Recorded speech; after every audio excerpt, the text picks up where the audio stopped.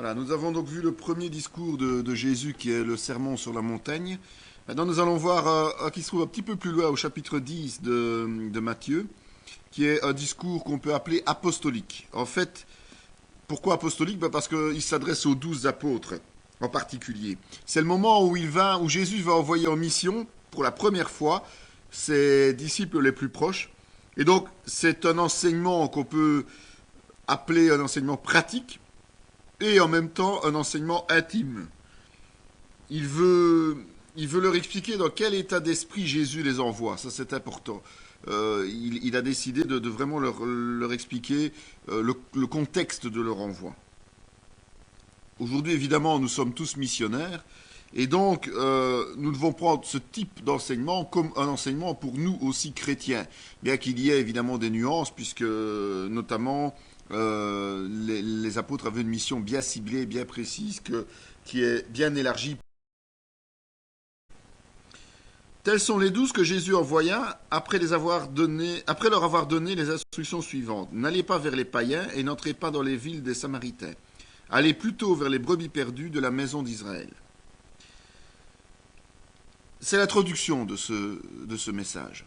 Et ce qu'il faut déjà en sortir, ce sont deux choses précises. C'est que d'abord, c'est Jésus qui décide là où ils vont aller et vers qui ils doivent se rendre. Donc il ne les envoie pas comme ça en disant faites votre travail d'évangélisation, il les dirige avec précision. Et avant de les envoyer, il les forme. Donc il ne va pas envoyer les apôtres sans qu'ils aient au moins un minimum de formation, qu'ils soient capables d'annoncer la bonne nouvelle et de le faire de façon correcte. Allez, prêchez et dites, le royaume des cieux est proche. Guérissez les malades, ressuscitez les morts, purifiez les lépreux, chassez les démons. Vous avez reçu gratuitement et donné gratuitement. Dans ce message, Jésus est très clair quant à ce qu'il attend de ses apôtres. Et donc, la première chose, la priorité des priorités, c'est évangéliser. La deuxième, c'est de ne pas hésiter d'accompagner le message par des signes surnaturels qui viendront évidemment confirmer le message. Et tout ça sans rien demander en retour. C'est exactement ce qu'on doit faire. Nous, en tant que chrétiens, on est amenés justement à annoncer la bonne nouvelle et prioritairement annoncer la bonne nouvelle avant toute autre chose. On est obligé, pour pouvoir affirmer cette bonne nouvelle, d'avoir des signes et des miracles qui accompagnent. Et nous sommes amenés à le faire gratuitement puisque nous avons reçu le don du salut gratuitement. Et donc à nous de rendre ça au Seigneur, de rien en attendre, même si le Seigneur nous bénit, c'est laisser à son libre choix. Ne prenez ni or, ni argent, ni monnaie dans vos ceintures, ni sac pour le voyage, ni de tunique, ni souliers, ni bâton, car l'ouvrier mérite sa nourriture. On pourrait croire qu'il y a un antagonisme entre le fait de donner gratuitement cette parole du salut et ces versets-ci qui disent que l'ouvrier mérite sa nourriture. En fait, ce que Jésus fait ici précisément, c'est qu'il insiste sur le fait que celui qui annonce la bonne nouvelle, donc chaque chrétien en demeurant, doit compter et faire confiance uniquement à Dieu. En tout temps. Il ne doit pas compter sur ses ressources. On pourrait dire que le bâton, en fait, c'est ce bois que sur lesquels les apôtres s'appuyaient quand ils faisaient des longues marches, correspond aussi à une béquille humaine, une béquille que les hommes utilisent pour avancer plus loin quand ils ne sont pas capables d'avancer. Mais quand on s'appuie sur une béquille, on ne s'appuie pas sur Dieu. S'appuyer sur Dieu, c'est vraiment compter sur lui. Et compter sur Dieu en toutes circonstances, c'est absolu et c'est exigeant. C'est pas évident de se dire je vais évangéliser, mais j'ai besoin d'autant d'argent pour acheter des Bibles, j'ai besoin d'autant de ceci pour acheter des folders, j'ai besoin de loger là-bas, donc il faut que j'ai autant de finances, donc mon budget doit être d'autant. Non, il dit partez sans rien et comptez sur la grâce de Dieu. C'est déjà un miracle si Dieu nous permet d'agir de cette manière-là. C'est Dieu qui décidera de quel salaire nous avons droit. Et comment va-t-il le faire? Eh bien, c'est pas compliqué. C'est Dieu qui lui-même va susciter dans le cœur de ceux qui reçoivent la bonne nouvelle, ou bien de frères chrétiens qui sont eux aussi déjà bien lotis, qui peuvent nous soutenir. C'est lui qui va susciter en disant, tiens, ton frère va évangéliser, donne-lui ceci. Ou bien, tiens, la personne reçoit la parole, est touchée instantanément et comprend en un instant qu'elle doit donner quelque chose. Vous ne demandez rien, c'est Dieu qui donne. Et c'est une belle leçon pour nous. Parce que souvent nous comptons nous-mêmes sur nos moyens personnels, sur nos finances, sur nos revenus, les nôtres et ceux qui nous entourent évidemment. Et on a plutôt tendance à réclamer qu'à attendre l'onction du Seigneur. Et donc prudence, prudence, prudence, ce n'est pas le concept biblique.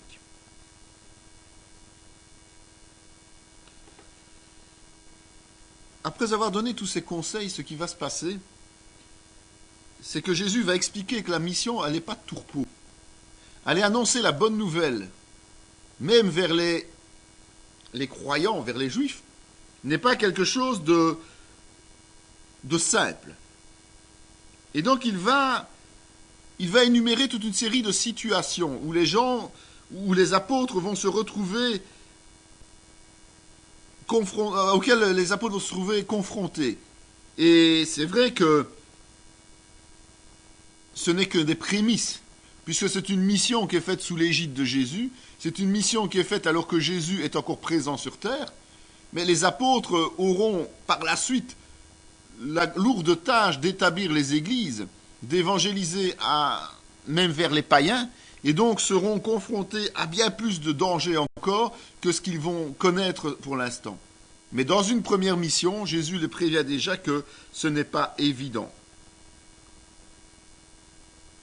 Et c'est vrai que si on regarde bien, si on regarde de plus près, on se rend compte que travailler pour le Seigneur sur terre semble très difficile et négatif, avec des conséquences négatives. Si on n'arrive pas à voir avec les yeux du cœur, on va se décourager. Si on n'arrive pas à se rendre compte de ce que le Seigneur a réellement pour nous et la paix qu'il met dans nos cœurs, on ne va pas aller plus loin, on ne va pas oser annoncer la bonne nouvelle.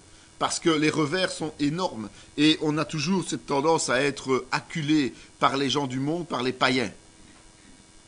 Voici, je vous envoie comme des brebis au milieu des loups. Soyez donc prudents comme les serpents et simples comme les colombes. Donc, hormis le fait que, puisqu'on doit partir sans rien, démuni de tout, et compter sur Dieu, il est possible qu'il y ait des moments où il n'y ait pas d'asile, où les gens ne nous reçoivent pas, les gens ne veuillent pas nous écouter. Il y a des moments où on est en danger, et le danger est même plus que fréquent et plus que régulier, donc il faut y faire face. Pourquoi? Mais parce que tout simplement, on est en train d'annoncer la paix de Christ à un monde qui est en guerre, à un monde qui est pécheur, à un monde qui est religieux, à un monde qui est violent. Donc, inévitablement, si nous annonçons la paix alors que c'est la guerre, on va connaître des revers. Donc Jésus dit, lorsque vous annoncez la bonne nouvelle, apprenez à être prudent. Ça ne sert à rien de se jeter dans la gueule du loup. Il faut pouvoir prendre ses responsabilités tout en ne courant pas des risques inutiles. C'est ça que ça veut dire. Il faut de l'humilité aussi, parce que si on va avec de l'orgueil annoncer la bonne nouvelle, il est sûr et certain qu'on va se faire rétamer par tout qui sera en face de nous. Donc si on veut réussir, il faut absolument agir d'une manière prudente et humble. Vous serez menés, à cause de moi, devant des gouverneurs et devant des rois, pour servir de témoignage à eux et aux païens. Si Dieu accepte qu'il y ait des persécutions, si Dieu accepte que son peuple élu ait des persécutions, connaisse des persécutions, c'est pour permettre justement qu'il y ait des arrestations ou des situations qui font que les envoyés se retrouvent face à des gens haut placés, face à ceux qui influencent la vie du plus grand nombre. Et donc, souvent, l'arrestation, quelque part, et le tribunal sont les seuls moyens d'approcher ces gens qui prennent autorité sur les autres et qui ont autorité sur les autres. Quand vous touchez quelqu'un qui a beaucoup d'autorité sur les autres, vous touchez tous ceux qui sont en dessous de lui. Mais quand on vous livrera, ne vous inquiétez ni de la manière dont vous parlerez, ni de ce que vous direz. Ce que vous aurez à dire vous sera donné à l'heure même. Car ce n'est pas vous qui parlerez, c'est l'Esprit de votre Père qui parlera en vous. Les apôtres, vous savez, ce sont des gens simples. C'était des pêcheurs, des collecteurs d'impôts. Il y en avait aucun d'entre eux qui avait des portes ouvertes chez les dirigeants de juifs et surtout romains. On est bien d'accord. Donc ils n'avaient aucune expérience d'un contact et d'un dialogue avec des gens haut placés. C'est de nouveau pour ça qu'ils ont cette instruction de Jésus de se consacrer pleinement à Dieu et de laisser Dieu agir selon sa volonté, en ce compris lorsqu'ils vont parler. Si vous n'êtes pas rempli de l'esprit au moment où vous témoignez, vous allez vous-même réfléchir à ce que vous voulez dire. Et vous êtes sûr et certain que ça ne portera pas ses fruits. Par contre, si vous êtes rempli de l'esprit et que vous dites au Seigneur, maintenant Seigneur, tu me demandes de témoigner, je te laisse au travers de moi apporter cette parole. Vous verrez toute la différence. Parce que là, ce n'est plus vous qui parlez, c'est le Saint-Esprit qui est en vous. Et le Saint-Esprit, lui, connaît bien mieux que nous, puisqu'il connaît les pensées de celui qui est en face, comment il peut toucher cette personne qui est en face. Ne les craignez donc point, car il n'y a rien de caché qui ne doive être découvert, ni de secret qui ne doivent être connus. Ce que je vous dis dans les ténèbres, dites-le en plein jour. Et ce qui vous est dit à l'oreille, prêchez-le sur les toits.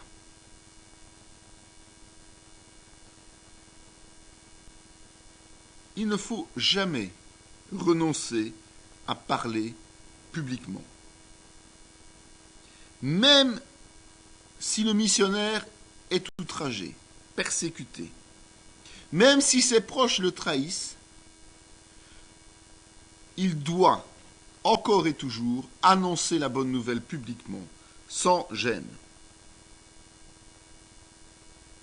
Tout ce que le monde va essayer de cacher, toutes les manières d'agir du monde, vont inévitablement venir à la lumière lorsque un ministère, lorsqu'un serviteur proclame la parole de Jésus-Christ. Quand vous décidez de faire la lumière dans une pièce, en poussant sur l'interrupteur, inévitablement le noir disparaît. C'est impossible de faire autrement. Vous ne pouvez pas conserver la nuit si vous allumez une lumière. Eh bien, l'annonce de la bonne nouvelle, c'est la lumière de Christ. Et cette lumière de Christ, automatiquement, va mettre à la lumière tout ce qui était caché jusqu'à présent dans le monde. Mais pour cela, il faut que la lumière, il faut enclencher l'interrupteur. Celui qui enclenche l'interrupteur, c'est le chrétien qui va annoncer la bonne nouvelle, qui va parler au nom de Jésus-Christ. Ne craignez pas ceux qui tuent le corps et qui ne peuvent tuer l'âme. Craignez plutôt celui qui peut faire périr l'âme et le corps dans la géhenne. C'est vrai qu'on ne peut pas dire le contraire, et on le voit au travers des siècles qui se sont écoulés. C'est vrai que les ennemis des chrétiens font des dégâts, font des ravages. Et ils vont jusqu'à tuer des chrétiens. Combien de martyrs y a-t-il eu dans l'histoire? Mais ils sont limités à ça. Ils ne peuvent tuer que le corps, qui de toute manière sera ressuscité. Par contre, celui qui a le pouvoir d'entraîner l'être humain à la perdition éternelle, c'est le diable. Et là, si nous refusons de faire le service pour le Seigneur, si nous avons peur d'avancer, eh bien nous donnons la main au diable, qui peut lui nous entraîner à la mort éternelle. Donc la persécution n'a pas d'influence sur notre vie éternelle que du contraire. Mais le fait de faire du compromis nous entraîne dans les voies de la perdition éternelle et seul le diable peut le faire. Rappelez-vous ce qui s'est passé avec Judas. C'est pas bien compliqué. C'est quand Satan est entré en lui qu'il a accompli le geste fatal. Il y avait certaines préparations. Préparation de quoi? De convoitise, de compromis. Nous le verrons plus tard. Jacques disait ceci: soumettez-vous donc à Dieu, résistez au diable, et il fuira loin de vous. Tout le monde connaît cette parole. Donc, nous devons veiller à quoi? À notre propre conduite. Plutôt que d'avoir peur de ceux qui nous veulent du mal. D'accord? C'est important de se rendre compte que tout dépend de nous et non pas de ceux qui cherchent à nous faire tomber. Si nous voulons marcher dans les voies de Dieu, si nous marchons dans les voies de Dieu, rien ne peut nous atteindre éternellement. C'est pourquoi quiconque me confessera devant les hommes, je le confesserai aussi devant mon Père qui est dans les cieux. Mais quiconque me reniera devant les hommes, je le renierai aussi devant mon Père qui est dans les cieux. Ne croyez pas que je sois venu apporter la paix sur la terre. Je ne suis pas venu apporter la paix, mais l'épée. Il y a une logique implacable avec Dieu. Il veille sur ceux qui le servent et il rejette les autres. En leur offrant évidemment la possibilité d'entrer dans sa grâce. Donc tant que la personne n'a pas fait le choix de servir Dieu, elle est perdue, on le sait. Mais ceux qui ont fait le choix de servir Dieu reçoivent sa protection.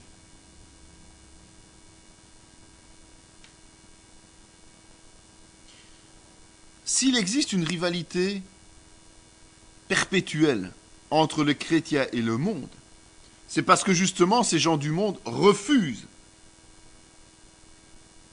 et vont jusqu'à se rebeller spirituellement. On est opposés l'un à l'autre, il n'y a pas d'autre choix. Et donc, une fois qu'on va annoncer la bonne nouvelle, ça va déclencher toute une série de réactions. Il y en a qui vont accepter, c'est la meilleure des réactions. Il y en a qui vont être indifférents, et il y en a qui vont le rejeter, parfois même de manière brutale. Et on verra cela dans la parabole du semeur, puisque elle est bien connue et bien expliquée par Jésus-Christ. Lorsqu'on étudiera les paraboles, on voit ces réactions-là, on analyse ces réactions-là.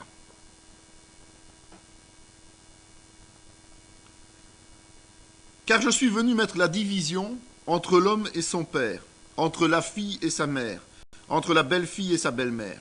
Et l'homme aura pour ennemi les gens de sa maison. Celui qui aime son père ou sa mère plus que moi n'est pas digne de moi.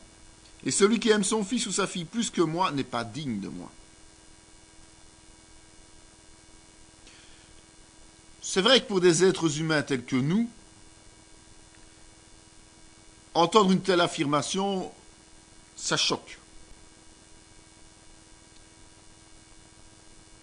Parce que les gens s'imaginent, en prenant le texte au premier degré, que Jésus nous demande de renier ceux qui sont le plus proches de nous.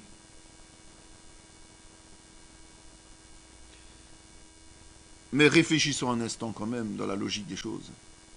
Jésus ne nous demande pas de renier, il ne nous demande pas de rejeter, il ne nous demande pas d'abandonner, parce que de toute façon nous serions incapables de le faire, il faut être réaliste.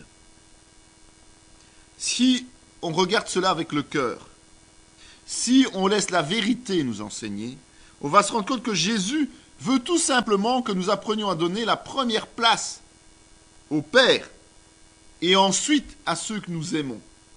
Donc ça veut dire qu'il ne nous demande absolument pas de rejeter les autres, il nous demande simplement d'avoir la première place, celle qui revient à Dieu.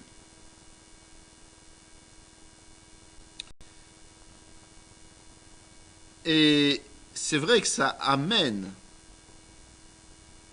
à des situations difficiles. Parce que ça ne dépend pas que de nous. Si nous décidons de placer Dieu avant toute chose, ça veut dire quoi? Il y a une fête de famille. Ah ben on n'y va pas s'il y a quelque chose à l'église. Il y a un voyage à faire avec l'un ou l'autre de la famille. Ah ben on n'y va pas parce que là il y a une convention avec notre église. Dieu avant toute chose.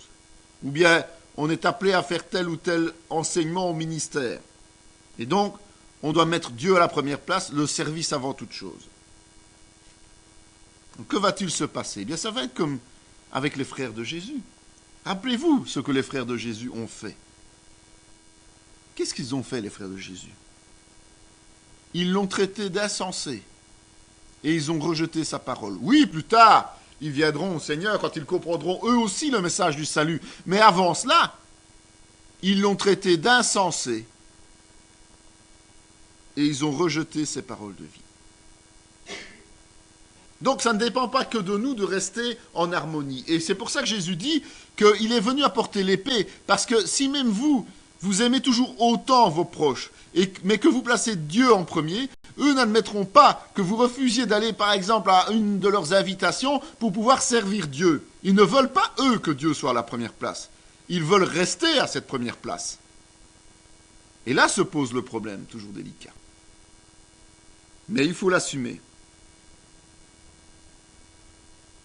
Mais ce n'est pas parce que eux vont se vexer de cette situation que nous devons les renier. Nous devons rester dans la vérité. Nous devons donner priorité aux choses de Dieu. Et nous devons les voir comme des pécheurs à qui nous devons annoncer la bonne nouvelle. Des pécheurs qui ont ce salut en attente. Dieu va leur proposer ce salut. Et donc, la manière dont nous allons agir par rapport à la volonté de Dieu va nous permettre certainement de les gagner à Christ un jour. Parce qu'ils vont voir notre détermination. Ils vont voir notre manière d'agir. Ils vont voir que nous continuons à les aimer, parfois même plus et d'une autre manière.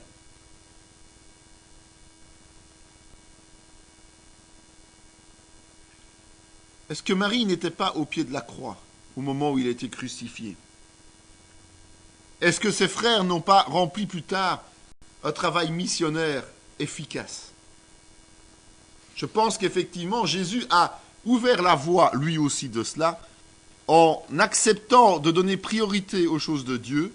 Rappelez-vous comment il a refusé de recevoir ses frères et sa mère de sang, alors qu'il était occupé à enseigner des gens qui étaient autour de lui, la foule, et où il a signalé que ceux qui avaient donné leur vie pour le service étaient ses frères, étaient ses sœurs. Et donc c'est important de se rendre compte que Jésus nous montre comment il faut agir, mais il n'a jamais jeté dehors ses frères et sa sœur, il les a toujours reçus. Mais pas prioritairement. Pas prioritairement. Celui qui ne prend pas sa croix et ne me suit pas n'est pas digne de moi. Celui qui conservera sa vie la perdra. Et celui qui perdra sa vie à cause de moi la retrouvera. Vous savez, être chrétien, c'est pas seulement dire « je suis chrétien ». Être chrétien, c'est pas seulement de temps en temps penser qu'on doit servir Dieu. Être chrétien, c'est être consacré pleinement à lui. Ne confondons pas consécration et perfection. Parce que nous sommes incapables d'être parfaits. Être consacré, ça ne veut pas dire qu'on est parfait. Sinon, on ne sera jamais consacré. D'accord? Ici, nous sommes capables de nous consacrer par la grâce de Dieu, mais nous sommes incapables d'être parfaits. Quand nous serons dans les cieux, nous serons parfaits. Et là, il n'y aura plus besoin de consécration puisque nous serons dans la plénitude de sa gloire. Ça, c'est important de retenir. Celui qui vous reçoit me reçoit. Celui qui me reçoit reçoit celui qui m'a envoyé. Jésus a l'habitude quand même de ne pas mâcher ses mots. Jésus a l'habitude d'être franc et direct. Il a l'habitude de nous dire les choses telles qu'elles sont. Et donc, dans ce cas-ci, il va après nous avoir mis en garde contre une série de choses, nous dire aussi des choses positives, plus optimistes. Et c'est vrai que il va parler maintenant de bénédiction. Et lorsque on va vers un serviteur de Dieu, quel qu'il soit, un serviteur de Dieu, c'est un chrétien. Lorsque l'on est favorable à un serviteur de Dieu, c'est-à-dire recevoir un serviteur de Dieu, eh bien, c'est la vie qui vient à nous.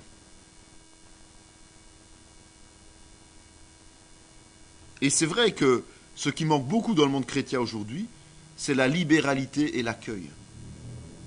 Or, si on était conscient des bénédictions qui suivent cette libéralité, cet accueil, on n'hésiterait pas un instant à être beaucoup plus large dans notre façon de soutenir nos frères et sœurs.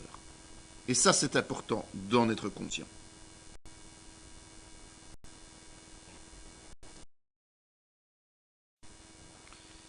Troisième discours, le discours sur le royaume, en Matthieu 13. Ce même jour, Jésus sortit de la maison et s'assit au bord de la mer. Une grande foule s'étant assemblée auprès de lui, il monta dans une barque et il s'assit. Toute la foule se tenait sur le rivage. Il leur parla en parabole sur beaucoup de choses et il dit. Donc, on le voit, Jésus va parler au travers de paraboles. Parce que c'est la meilleure manière de comprendre les choses. Et il va parler en parabole pour illustrer le royaume de Dieu à une multitude qui est assemblée. Il va notamment parler de la parabole du semeur, et il va après expliquer le contenu de la parabole, mais non pas à toute l'assemblée, mais uniquement aux apôtres. Puis il va parler du bon grain de l'ivraie, du grain de sénévé et du levain. On ne va pas s'arrêter aux paraboles maintenant, puisque je vous ai dit qu'un chapitre était réservé à cela. Donc on va plutôt noter ces choses. Mais on va quand même voir quelques particularités du discours, quelques petites choses qui sont importantes.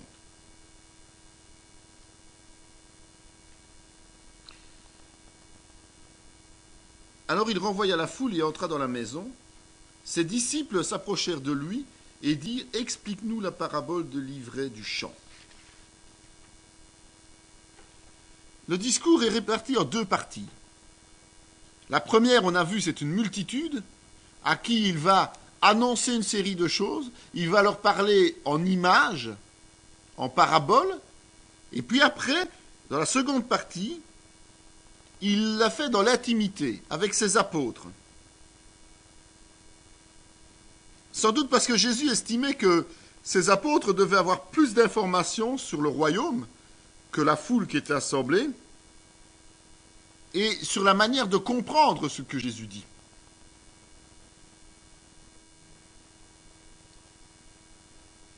Il va leur expliquer le bon gré et l'ivraie, il va leur expliquer le trésor caché, le filet du pêcheur. C'est pourquoi je leur parle en parabole. Parce qu'en voyant, ils ne voient point. Et qu'en entendant, ils n'entendent ni ne comprennent. Et pour eux s'accomplit cette prophétie d'Ésaïe.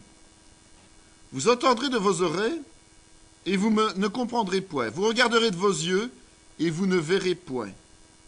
Car le cœur de ce peuple est devenu insensible. Ils ont endurci leurs oreilles, ils ont fermé leurs yeux, de peur qu'ils ne voient de leurs yeux, qu'ils n'entendent de leurs oreilles, qu'ils ne comprennent de leur cœur, qu'ils ne se convertissent et que je les guérisse. Jésus dit à la foule toutes ces choses en parabole, et il ne lui parlait point sans parabole, afin que s'accomplisse ce qui avait été annoncé par le prophète. J'ouvrirai ma bouche en parabole, je publierai des choses cachées depuis la création du monde. Qu'est-ce que Jésus veut dire par là? Jésus a un objectif bien précis. c'est qu'il a décidé de dévoiler des secrets du royaume de Dieu.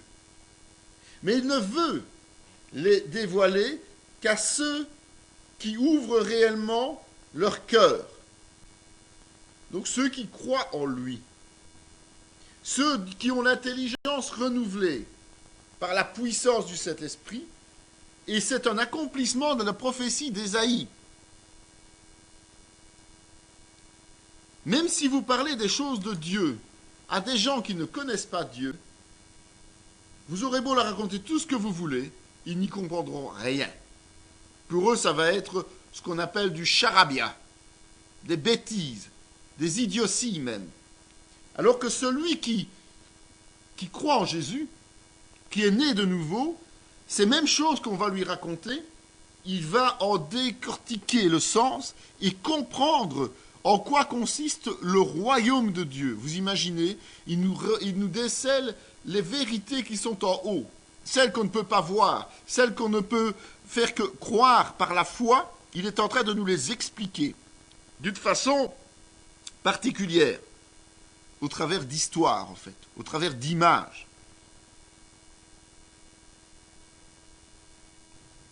On peut dire que connaître Dieu est réservé uniquement à ceux qui le respectent, qui le craignent. Dieu ne se dévoile pas aux autres. Avez-vous compris toutes ces choses? Oui, répondirent-ils. Et il leur dit, c'est pourquoi tout scribe instruit de ceux qui regardent le royaume des cieux est semblable à un maître de maison qui tire de son trésor des choses nouvelles et des choses anciennes. Lorsque Jésus eut achevé ses paraboles, il partit de là.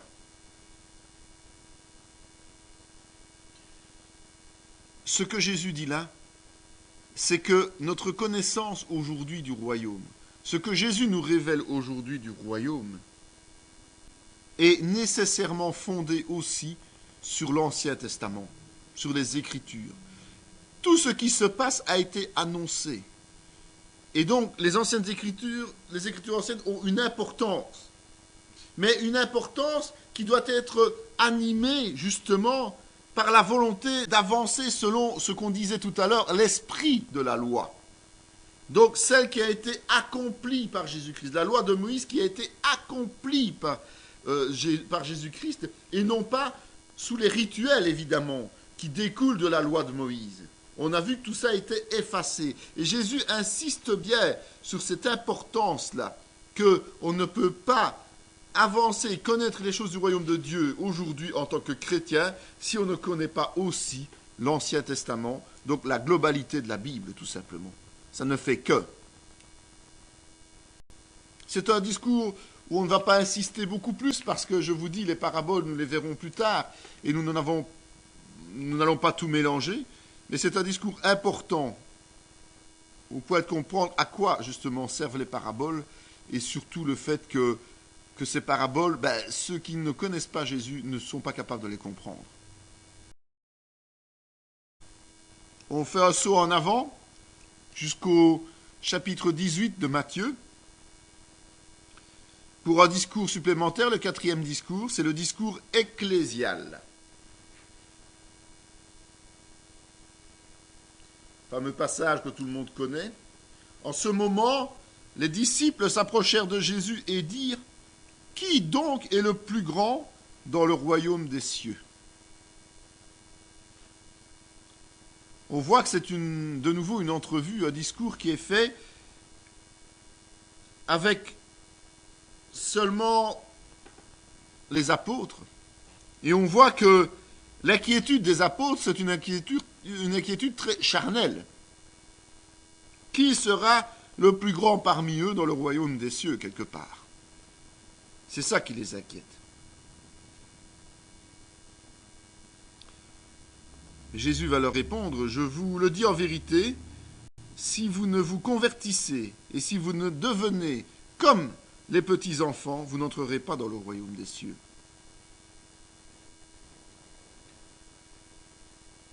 Dans Jean, il est un passage que tout le monde connaît aussi, celui de Nicodème, qui dit cela. Mais il y eut un homme d'entre les pharisiens, nommé Nicodème, un chef des Juifs, qui vint auprès de Jésus de nuit et lui dit « Rabbi, nous savons que tu es un docteur venu de Dieu, car personne ne peut faire ces miracles que tu fais si Dieu n'est pas avec lui. » Jésus lui répondit « en vérité, je te le dis, si un homme ne naît de nouveau, il ne peut voir le royaume de Dieu. » Nicodème lui dit « Comment un homme peut-il naître de nouveau quand il est vieux? Peut-il rentrer dans le sein de sa mère et naître ?» Jésus répondit « en vérité, je te le dis, si un homme ne naît d'eau et d'esprit, il ne peut entrer dans le royaume de Dieu. Ce qui est né de la chair est chair, ce qui est né de l'esprit est esprit. Ne t'étonne pas que je t'ai dit, il faut que vous naissiez de nouveau. » La réponse de Jésus par rapport à la question des apôtres, qui est le plus grand, est une réponse cinglante qui pourrait apparaître comme n'ayant rien à voir avec la question posée, mais qui a tout à voir en fait. Et c'est vrai que c'est à mettre en parallèle avec ce qu'on vient de lire de Nicodème, où il est question de naître de nouveau. Qui est un enfant? C'est celui qui naît. On ne peut pas être un enfant si on a 55 ans. Donc il faut naître. Donc, si on veut être sauvé, il faut passer par une nouvelle identité, une nouvelle naissance.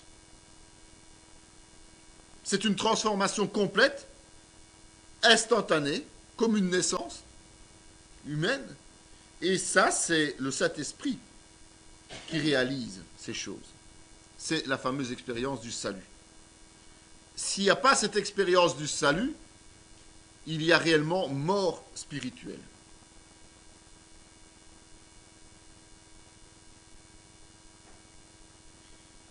Et Jésus va au-delà de cette pensée, évidemment, lorsqu'il répond aux apôtres. Ce qu'il est en train de dire, c'est que c'est une mutation complète qui nous transforme normalement en des êtres qui sont instantanés, simples et humbles. Les enfants, quand vous les regardez, ils agissent de façon instantanée. Ils sont innocents dans ce qu'ils font, c'est-à-dire qu'ils ne se rendent pas compte vraiment des choses qu'ils font, et ils sont épanouis. Il est rare de voir un enfant malheureux en tant que tel, sauf si c'est la conséquence des hommes. Mais un enfant par lui-même n'est pas malheureux. Un enfant par lui-même agit par instinct quelque part. Il agit spontanément. Il est content, il est content. Il est fâché, il est fâché.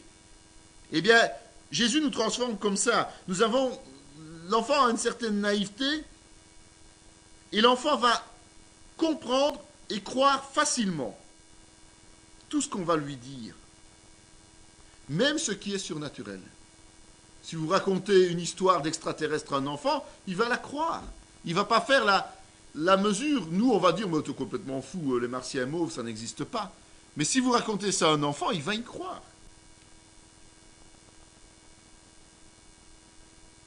Et chrétien, c'est quoi? Les chrétiens, c'est vivre par la foi. On est bien d'accord. C'est d'être convaincu de choses qu'il nous est impossible de voir aujourd'hui. Évidemment, Jésus ne nous dit pas « soyez naïfs comme les enfants ». Parce qu'alors là, on va voler à tout vent de folie et on va s'égarer n'importe où. D'accord? Mais ce qu'il veut nous expliquer là, c'est que nous devons être ouverts aux choses de Dieu par la simplicité de la foi. La foi, c'est quelque chose de simple si on ne la complique pas. La foi, c'est quelque chose on reçoit, on croit. Si on commence à réfléchir et à analyser en essayant de faire ça d'une manière scientifique, comme on disait tout à l'heure, il est impossible de croire réellement. La foi, c'est simple. On est convaincu et on sait que c'est ainsi. Si ce n'est pas ça, c'est qu'on n'a pas été transformé comme on devait l'être. Lorsqu'un chrétien va donner sa vie à Jésus-Christ, qu'est-ce qui va se passer? Eh bien, il va devoir abandonner toutes ses certitudes, tout ce qu'il avait acquis, toutes ses habitudes, parce qu'il découvre tout à nouveau sous le regard de Dieu. Nous avons vu les paraboles, si nous ne sommes pas convertis, nous n'y comprenons rien. Par contre, quand nous sommes convertis, nous commençons à les comprendre. Donc tout ce que nous pensions être vrai, être juste avant notre conversion, doit être effacé quelque part, pour pouvoir nous en remettre à Dieu seul. Sans cela, on reste chrétien charnel. On reste un chrétien, mais qui risque de retomber à nouveau et de mourir spirituellement. C'est clair qu'à ce moment-là, quand les apôtres posent la question, ils n'ont pas encore compris tout ça. Rappelons-nous quand même qu'ils ne seront baptisés de l'Esprit qu'à la Pentecôte. Donc il est normal qu'il y ait toute une série de choses qu'il n'ait pas compris. Ça n'empêche pas Jésus de les enseigner. Ça n'empêche pas Jésus de leur annoncer. Mais c'est important de se rendre compte que même s'ils ont reçu la leçon, ils ne sont pas encore capables de saisir toute cette vérité. C'est pourquoi quiconque se rendra humble comme ce petit enfant sera le plus grand dans le royaume des cieux. Un peu plus loin dans Matthieu 20, on lit aussi 2 passages qui disent « Il n'en sera pas de même au milieu de vous, mais quiconque veut être grand parmi vous, qu'il soit votre serviteur. C'est ainsi que le Fils de l'homme est venu, non pour être servi, mais pour servir, et donner sa vie comme rançon de plusieurs. » Dans Marc, il est dit « Alors il s'assit, appela les 12 et leur dit, si quelqu'un veut être le premier, sera le dernier de tous et le serviteur de tous. » Et dans Luc, « Qui de vous, ayant un serviteur qui laboure ou paie les troupeaux, lui dira quand il revient des champs, « Approche vite et mets-toi à table. » Ne lui dira-t-il pas, au contraire, « Prépare-moi à souper, sers-toi et sers-moi jusqu'à ce que j'aie mangé et bu. Après cela, toi tu mangeras et boiras. » Doit-il de la reconnaissance à ce serviteur parce qu'il a fait ce qui lui était ordonné? Vous de même, quand vous avez fait tout ce qui vous a été ordonné, dites, nous sommes des serviteurs inutiles, nous avons fait ce que nous devions faire. L'humilité, c'est le service. Ça, c'est la vision de Dieu. Et le service, c'est la tâche la plus ingrate qui soit. Servir, c'est travailler au profit et au bénéfice des autres, sans jamais presque rien recevoir pour soi-même. Il faut en être conscient. Et à de nombreuses reprises, comme c'est pour ça que j'ai repris tous ces passages importants, Jésus fait allusion à ça. Mais évidemment, il ajoute toujours les récompenses promises, dans les paraboles par exemple et dans d'autres affirmations. On sait que servir aujourd'hui, c'est nous amasser les trésors dans les cieux. Heureusement, quelque part. Mais on sait qu'aujourd'hui, servir, c'est la nécessité du chrétien. Ne rien attendre en retour et tout donner aux autres.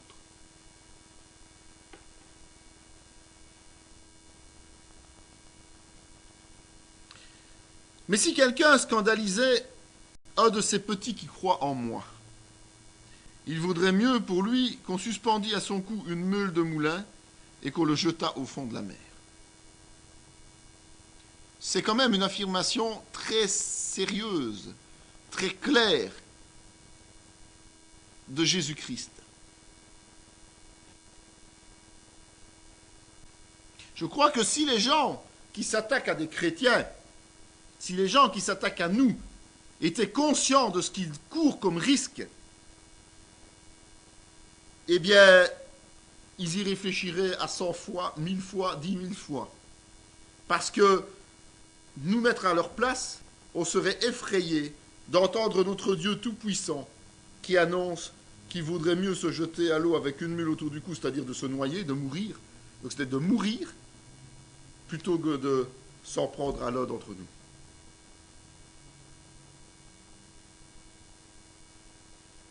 Pour nous, c'est rassurant, évidemment, en tant que chrétiens. Parce que nous savons que nous sommes protégés, sans faille, par Jésus-Christ, et que tout ce qui peut nous arriver,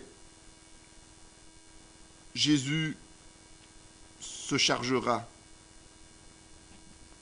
des personnes à leur origine.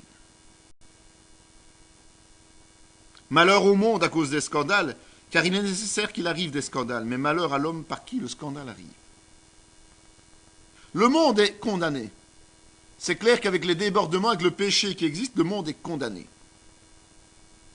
Et ça fait partie des plans de Dieu, on peut pas changer. Ceux qui veulent apporter la paix dans le monde se plantent royalement, ils n'y arriveront jamais. Les preuves sont de toute façon flagrantes, ils ont beau dire ce qu'ils veulent, l'histoire nous montre bien que l'homme est incapable d'amener la paix sur terre. Mais nous avons intérêt à ne pas faire partie du groupe de ceux qui scandalisent Dieu. Parce qu'il y a ce monde qui est pécheur, qui est rebelle, qui refuse d'écouter, mais qui quelque part se comporte par ignorance comme ça. Mais il y en a qui, là-dedans, sont des gens qui sont objets de scandale pour Dieu. Parce que justement, ils annoncent de fausses religions, ils se heurtent aux chrétiens, ils font des pactes avec Satan. Tous ces gens sont, eux, en ligne directe, en ligne de mire directe de l'Éternel. Et ces gens, leur sort est terrible. Terrible, terrible, terrible. Gardez-vous de mépriser un seul de ces petits, car je vous dis que leurs anges dans les cieux voient continuellement la face de mon Père qui est dans les cieux. C'est un peu surprenant de dire ça comme ça. C'est là qu'est né le mythe de l'ange gardien, où on nous sort que chaque individu a un ange gardien. C'est pas ça que Jésus dit là. Il n'est pas dit qu'un ange est attaché aux croyants, que X, Y a son ange. Non. C'est un collectif qui est annoncé là. Ça veut dire que les anges, dans le sens général du terme, ont pour mission de nous venir en aide. À n'importe lequel d'entre nous, chaque fois que Dieu va l'ordonner. Donc nous savons que nous ne sommes pas seuls. Et nous savons qu'à tout moment, si nous sommes en danger, un ange peut intervenir, un ou des anges peuvent intervenir. Mais ce n'est pas un ange qui est attaché à nous, c'est un ange qui fait partie de l'armée de l'Éternel et qui va être envoyé en mission pour nous secourir. De ce fait, on peut comprendre que quelqu'un qui dédaigne un chrétien porte atteinte à ceux qui lui attachent beaucoup d'importance. Et qui sont ceux qui attachent de l'importance aux chrétiens? C'est Dieu et les anges. Donc qui s'attaque à nous, s'attaque à Dieu et à ses anges. C'est encourageant, c'est rassurant. Car le Fils de l'homme est venu sauver ce qui était perdu. Que vous en semble? Si un homme a 100 brebis et que l'une d'elles s'égare, ne laisse-t-il pas les 99 autres sur les montagnes pour aller chercher celle qui s'est égarée?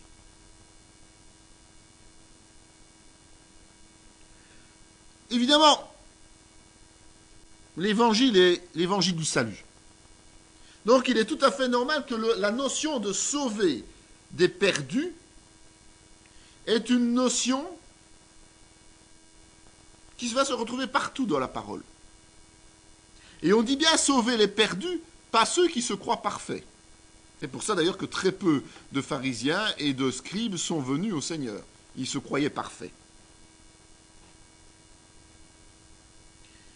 Et si Jésus donne l'exemple d'une seule brebis qui s'égare et après laquelle il va à la recherche, c'est pour montrer à quel point Dieu a soin de chaque être humain.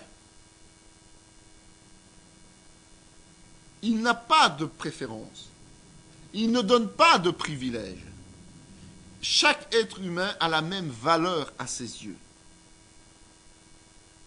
Ce qui veut dire que dans le corps de Christ, il y a une égalité parfaite entre chacun d'entre nous.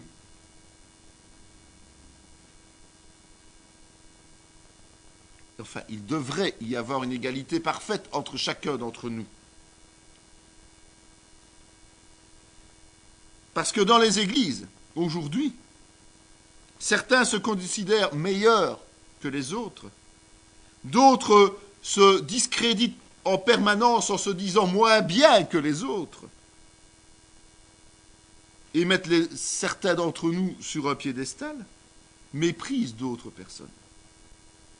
En réalité, c'est une erreur. Il faut absolument relire ce message que Jésus donne au chapitre 18 de Matthieu pour se rendre compte que nous sommes tous avec une valeur égale aux yeux de Dieu. Notre rôle, le rôle que nous jouons, est différent, mais nous sommes égaux.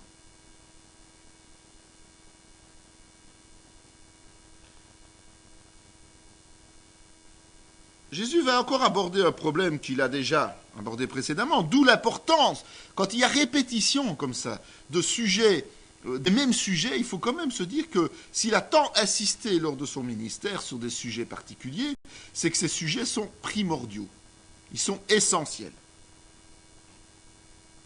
C'est comment nous comporter avec nos frères qui nous auraient offensés, ou bien qui auraient dévié, qui auraient chuté, qui auraient fauté. Et c'est souvent un milieu de... Notre façon de réagir est souvent un milieu de ce que Dieu veut réellement. Le but de Dieu, c'est quoi? C'est que nous arrivions à vivre dans la paix, au sein de l'Église, et sans perdre aucune brebis.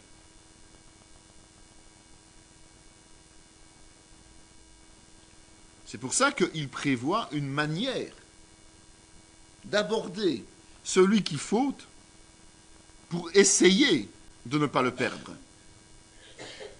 Si ton frère a péché, va et reprends-le entre toi et lui seul.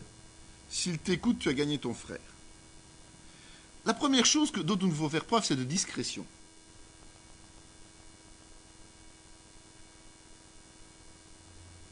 Si nous constatons quelque chose d'anormal chez un frère, la première étape, c'est qu'il faut oser aller face à face. Il faut oser lui parler seul à seul. Ce n'est pas une option que Jésus nous donne, c'est une obligation biblique. Ce n'est pas en allant raconter à quelqu'un d'autre le problème que l'on a qu'on va solutionner. On doit avoir la sagesse d'aller directement discuter avec la personne. Parce qu'il faut bien se rendre compte que si la personne est déjà dans l'erreur, elle est charnelle. Et si cette erreur est dévoilée publiquement, la honte et la culpabilité risquent de s'immiscer dans ses pensées et de le bloquer dans sa réintégration. Parce qu'il va culpabiliser et se sentir moins que les autres, se sentir blessé, se sentir sali, que sais-je. Mais en tout cas, il ne va pas bien se sentir. C'est important. Et c'est vrai que si quelqu'un commet une erreur et que vous êtes au courant, il vous sera reconnaissant, tout simplement, de ne pas avoir propagé ce bruit. S'il a l'intention, évidemment, de rentrer dans les bonnes voies. Parce que tout le monde peut fauter à un moment donné, tout le monde peut être mal, tout le monde peut commettre une erreur. Il est important d'avoir quelqu'un de sage près de soi qui va pouvoir dire « Attention, tu as commis une erreur, moi je l'ai vu, je te rappelle que ce n'est pas comme ça qu'il faut agir, mais bon, ça reste entre nous, corrige le tir et puis c'est fini. » Ça va affermir les liens entre frères et sœurs. C'est ça, comme ça que l'on va pouvoir vivre en paix, dans la paix de Christ. C'est important, d'accord? Mais s'il ne t'écoute pas, prends avec toi une ou deux personnes, afin que toute l'affaire se règle sur la délégation de 2 ou 3 témoins. C'est la deuxième étape. Ce n'est pas la première, j'insiste bien. C'est trop facile de dire tout de suite, venez avec moi, j'ai quelque chose à dire à XY. Je vais lui dire, mais je préfère que vous soyez là, vous savez, ce serait mal interprété, ça n'ira pas. Ce n'est pas la parole. La parole dit d'abord face à face. Et si la personne refuse, à ce moment-là, seulement, on fait appel à 2 témoins. 3 témoins, ça dépend. Donc ça veut dire quoi? Ça veut dire que si on a pris la peine de rappeler à l'ordre d'une personne, en tête à tête, et qu'elle ne marche pas, c'est non, on ne peut pas se laver les mains. Notre responsabilité reste toujours là. Nous avons constaté une anomalie, nous avons parlé avec cette personne, elle refuse d'entendre. Notre responsabilité continue à être engagée et nous devons continuer le processus de tentative de réintégration de la personne. Et donc nous allons lui répéter les mêmes griefs devant des témoins. Alors attention à vos témoins, s'il vous plaît. Attention aux témoins que vous allez choisir. Ne prenez pas celui ou celle qui ne sait pas fermer la bouche et qui, dès que l'on aura l'occasion, ira chez l'un et chez l'autre prendre un petit café et raconter qu'un tel a rappelé à l'ordre un autre, devant soi parce qu'on est important et que nous, au moins, on était là comme juge de la chose. Attention à qui vous choisissez. Regardez les fruits qu'ils portent. Regardez leur probité. Sinon, ça ne sert à rien de ne prendre que 2 ou 3 témoins. Faites-le tout de suite devant l'assemblée, tant qu'on y est. Et invitez les voisins non chrétiens, comme ça tout le monde sera au courant en même temps. Soyons logiques dans ce que nous faisons. Donc, n'oubliez quand même pas que lorsqu'il y a comme ça un rappel à l'ordre de quelqu'un, celui qui accuse l'autre de fauter engage aussi sa responsabilité.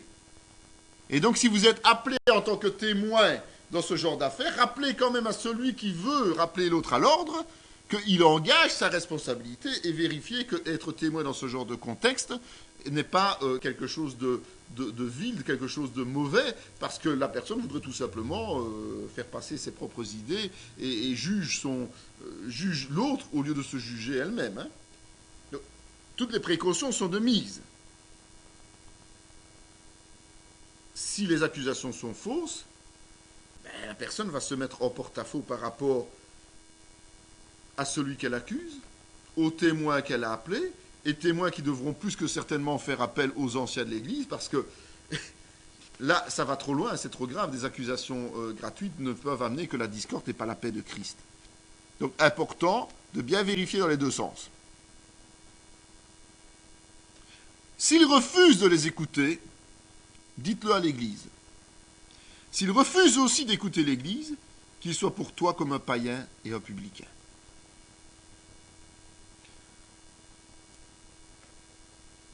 La personne a déjà eu 2 opportunités de rentrer dans les voies. La première, sur un simple dialogue entre 2 frères, 2 sœurs.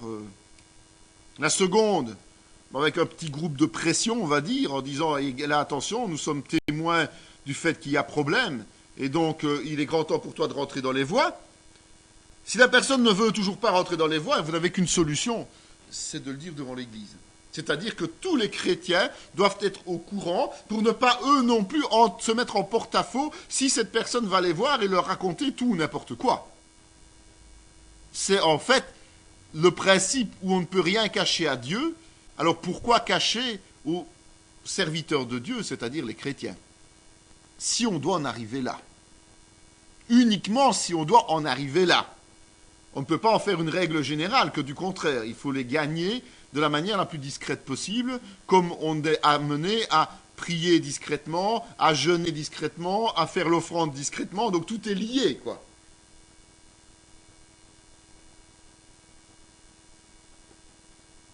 Et quand on en arrive à prévenir l'Assemblée, et là prenez garde, n'oubliez pas que l'Église, ce n'est pas un bâtiment, que l'Église c'est l'ensemble des chrétiens rassemblés ensemble.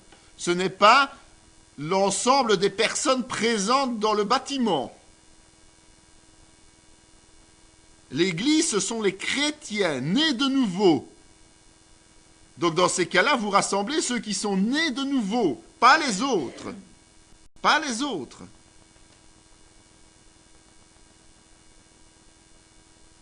Et donc, vous allez faire une ultime tentative de conciliation. Et si cette tentative ne fonctionne pas, cette tentative qui n'est pas une option, cette tentative qui est une nécessité et une protection pour tous les chrétiens, eh bien, il faut prendre la décision fatale, comme diraient certains, excommunier la personne, en tout cas, la couper complètement de l'Église. Vous ne pouvez pas garder une branche morte, une branche dangereuse. Alors, quand vous avez des anciens dans une Église qui doivent prendre une décision aussi douloureuse, on ne peut pas se permettre de les saborder en tant que chrétiens. Quand les anciens doivent en arriver à une telle situation, de dire à un moment donné, toi, tu ne peux plus rester, parce que tu as été appelé à l'ordre et tout. Si la personne fait amende honorable à ce moment-là,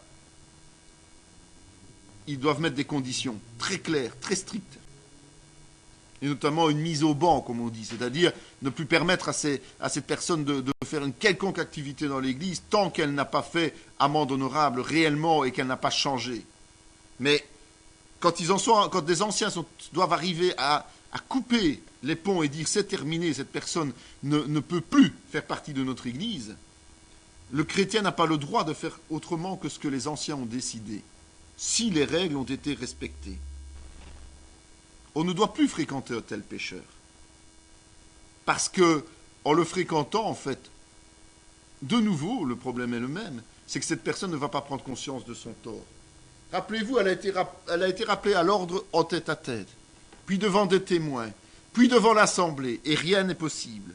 Alors, si on doit le considérer comme un païen ou un publicain, on doit bien le considérer comme n'étant plus membre de l'Église. Et si on coupe les ponts aussi brutalement, pourquoi croyez-vous ? C'est pour que, en tout cas le Seigneur, pense que dans ce cas-là, il peut y avoir un sursaut, une réaction, une prise de conscience, parce que là, la personne va se trouver coupée de tout. Ça veut dire qu'elle n'a plus Dieu et elle n'a plus les chrétiens. Et la souffrance doit être terrible. Et cette souffrance peut la ramener à Christ. Donc ça ne veut pas dire qu'il faut la considérer comme un païen publicain ad vitam aeternam. Parce que je vous rappelle quand même que nous avons un travail auprès des païens et des publicains, c'est-à-dire c'est d'aller les gagner à Christ. Donc cette personne doit être considérée comme quelqu'un à regagner à Christ. D'accord ? Donc ce n'est pas un paria sur lequel on doit mettre une étiquette éternelle en disant foutu pour toujours. C'est quelqu'un qui est là et qu'on doit considérer comme à reconquérir. Mais selon les directives données par le Saint-Esprit. Jamais aucune personne n'est perdue à long terme, sauf si cette personne refuse Dieu. D'accord ? Car là où 2 ou 3 sont assemblés en mon nom, je suis au milieu d'eux.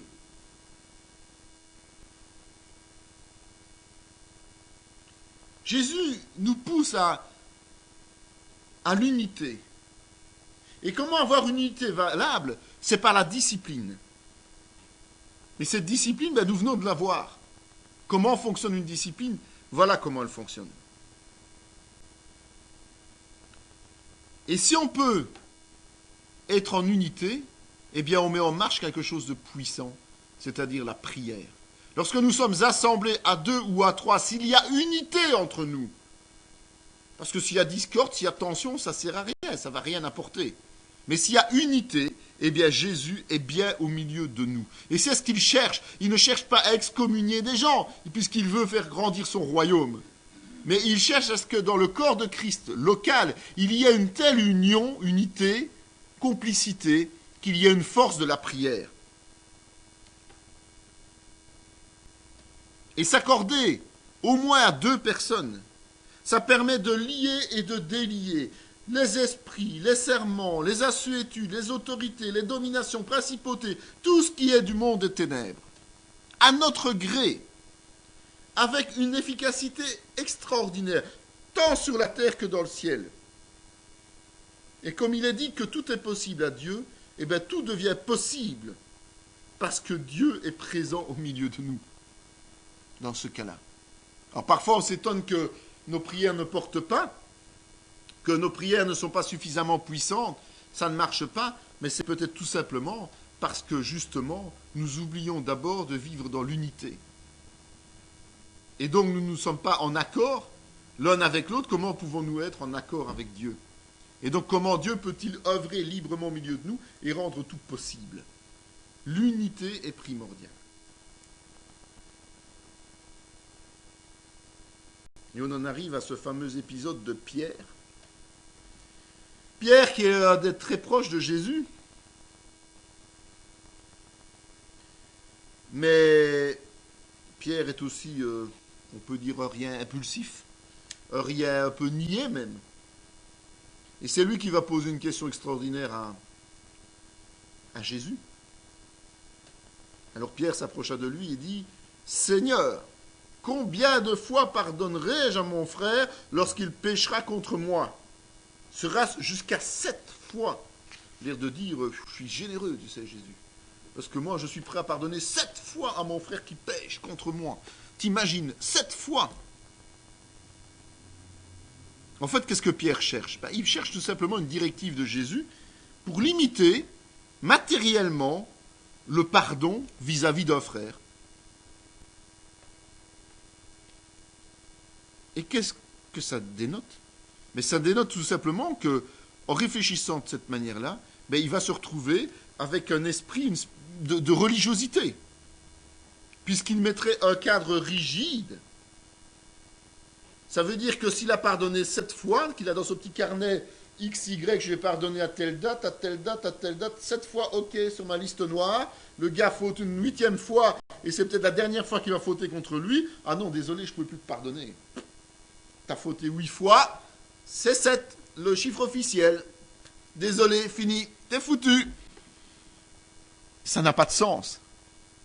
Ça n'a pas de sens dans la logique de Jésus-Christ, évidemment. Lui qui a payé le prix total pour nous et qui nous pardonne tant de fois, et bien plus que 7 fois entre nous. Ou alors on est vraiment de mauvaise foi. C'est une façon de parler. Jésus lui dit, je ne te dis pas jusqu'à 7 fois, mais jusqu'à 70 fois 7 fois. On peut déjà y aller, on a de la marge. La réponse, elle est claire, elle est nette, elle est précise. On pourrait même dire que c'est une réponse qui est cinglante de la part de Jésus. Jésus ridiculise la réflexion de Pierre, en fait, parce qu'il lui donne un chiffre faramineux pour lui dire, écoute, pour qui est-ce que tu te prends d'aller limiter le nombre de pardons? Il insiste sur le fait que le pardon est un pardon sans fin. S'il faut pardonner des milliers de fois à une personne, il faut lui pardonner. Si elle fait ce geste de repentance, il n'y a pas de souci. Nous pardonnons.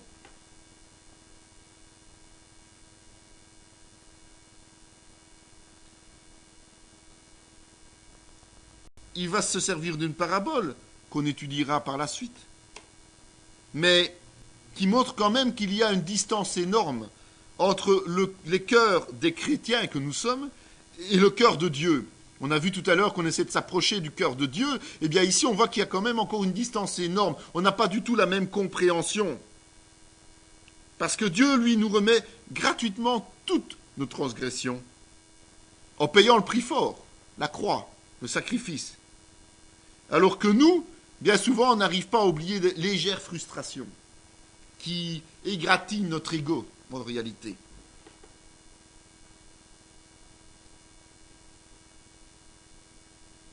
Et son maître, irrité, le livra au bourreau jusqu'à ce qu'il eût payé tout ce qu'il devait. C'est ainsi que mon Père céleste vous traitera si chacun de vous ne pardonne pas à son frère de tout son cœur. La question à se poser est, est-ce que nous voulons vraiment subir d'autres épreuves que les épreuves de la foi parce que notre cœur est endurci et qu'il refuse de pardonner à nos frères et sœurs? Ça dépend de nous. Si nous refusons de pardonner, il faut accepter de subir aussi les conséquences de ce refus de pardon. Ce n'est pas la première fois qu'on en parle. Dans le Notre Père, on en parlait déjà. Après le Notre Père, on en a parlé. Et ici, on en parle de nouveau. Nous sommes tenus de pardonner à l'infini à un frère qui nous demande pardon. Et nous sommes même tenus de pardonner à quelqu'un qui ne nous demanderait pas. Pas en face à face, mais dans notre cœur. Nous ne devons pas tenir rancune sur qui que ce soit. Sur qui que ce soit. Si nous gardons rancune, eh bien, nous ne sommes pas dans les voies de Dieu. Nous sommes fautifs par rapport à Dieu, parce que Dieu, lui, a payé le prix. Jésus-Christ a payé le prix plein, le prix fort, pour nous racheter de nos péchés, et que nous, les péchés et les frustrations que nous pourrions subir sont largement inférieurs à cela. En plus, si ça vient du monde, c'est encore pire puisque ce monde n'est même pas conscient de ce qu'il fait en réalité. Donc le pardon, le pardon. Cette vidéo fait partie intégrante de la formation en théologie pratique dispensée par la mission de théologie Emmanuel de Parakou, Bénin, sous l'autorité académique du Centre chrétien Emmanuel SBL, Spa, Belgique.